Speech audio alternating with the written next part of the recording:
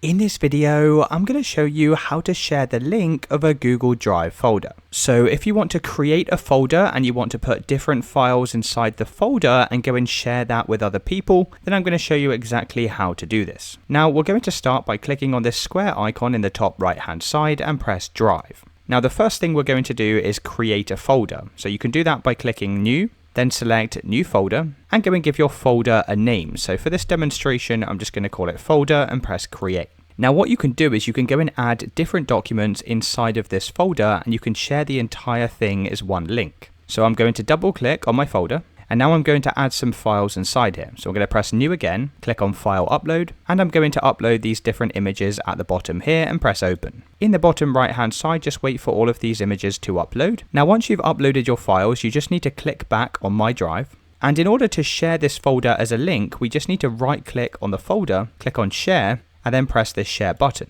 You then need to click on the drop down arrow next to Restricted and select anyone with the link. You can then press Copy Link and press Done. Now what you can do is go and paste this link to anyone you want to access this folder. So I'll show you exactly what this looks like now. So when someone goes over to this link, they'll be able to see all of the contents of this folder. So it's as simple as that, guys. Let me know in the comments if you found this video helpful.